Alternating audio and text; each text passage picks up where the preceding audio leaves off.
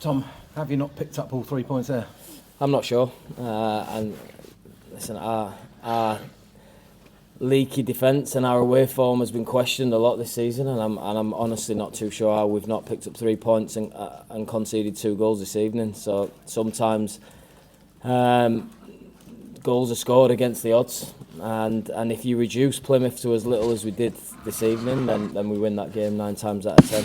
It's looking at ourselves and not just saying it's a freak result. We should have done more to be outside at 2-1. I felt like we had so many opportunities in transition that we just weren't clinical enough. So if, without me saying it was the last 30 seconds and how we defended our box that was the reason we've not picked up all 3 points, I would rather say it's we weren't clinical enough at 2-1 up.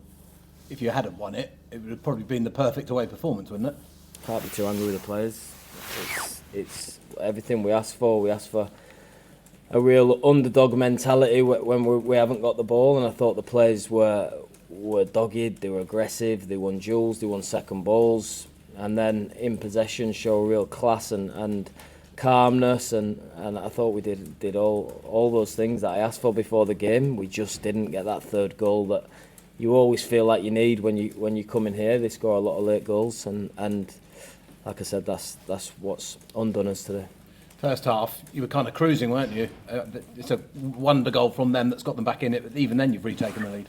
Yeah, I thought we created really decent opportunities away from home today. I thought Imran and Musa gives us a lot of control, and there were some good, solid performances in our team today, and I thought the team looked really well balanced. We looked in control, and yeah, it's going to leave me a little bit puzzled, that one. Second half, did you drop it just a little bit deeper, just allow them onto you a little bit more? Well, I think that naturally happens, you know. We're trying to have that superior mindset, but 2-1 away from home, when a lot of my players have been travelling and playing for their countries, it naturally happens that then you go into, right, let's defend our lead mode. And it meant that balls were in and around our box a little bit more, but still it's took an absolute wonder strike to get the equaliser, and it feels a little bit like it did at West Brom last season, where Daniel Furlong sticks one in the top corner, and you sat here thinking, how have we not won the football match? I bet those players are sick as dogs in there, aren't they? Yeah, we've all got big ambitions in there, you know. I think we all agree of what we want to achieve this season, and that's to be in the top 6 and challenge for promotion, and every win is vital. So when one loses, you lose one from your grasp in the 95th minute in a game that you deserve to win it, yeah, it does hurt, and the players are hurting. Cheers, Tom. Cheers. After the do you feel like fans feel like you're looking at your watch and thinking this could be going the wrong way? Yeah, it's not.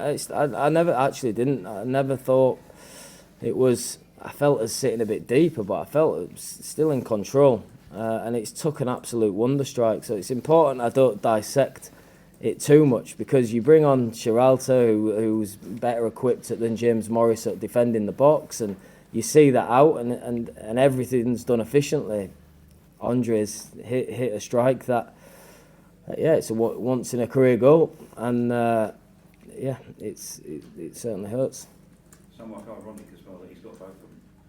Yeah, it happens in football, doesn't it? I mean, we've got one of our ex-players and an ex-teammate of mine, and sometimes that always gives players an extra 5-10%, and he's took his goals really well tonight, because we limited Plymouth to very little, and Andre's quality in the final third has what's got them a point today. On the positive side, we've lost 6 away from home, and yet here we are lamenting the fact that we've not won a game that we should have won. It is progress. Yeah, I mean,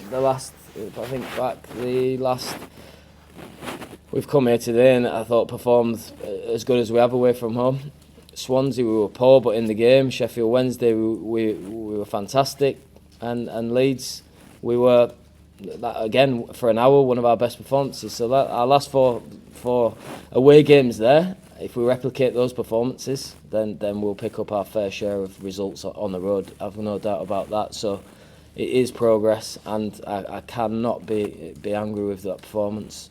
That first half was probably our best away first half of the season. Yeah, I thought the start was fantastic. We didn't look like a team who had been massively affected by the international break. Thought we got control of the game straight away, scored when we were on top, and yeah, I can't remember starting a game as well as that for a long time. So a lot of positives to take from today, and I've said to the boys who will be hurting now and probably not absorb it, but if we replicate that performance then and continue the home form, we're in a good place. Great line leading performance from Bayo. Fantastic. He's growing in confidence. His hold up play, and now he's sort of calmness in the box, and his intelligence of where he needs to be, how to bring Georgie and Barr into the game. Absolutely fantastic performance, and he didn't deserve to be on anything but a winning side today. But if you'd have taken the one at 2-1, we probably would be sitting there reflecting on a different game. Yeah, a little bit difficult on his weak foot, so not going to criticise that chance. We had many of opportunities where we were 3v3 or 2v2 in transition, and we know we've got better quality to finish the game off. What have you done with Loser, because he looks a different character to the one we saw sort of last season? Yeah, excellent performance. You know, he gives us something else in midfield, that real calmness and class in possession that Musa, Edo and Tom Daly and Pierre have, but he has it in abundance. You know, he's got the personality to get us playing and control the game, and out possession, he understands the game well, and I thought his performance today and against Oxford were excellent. Is that him responding to being left out and sort of not being part of the team? Yeah, he showed real maturity. You know, he's maturing, he's becoming more and more experienced as a footballer, and he's shown that in recent weeks that he's had to wait his time. He's been patient, and he's stepped in like he's not been away. Tom, you've been in football a long time. Do you think it's one of those things?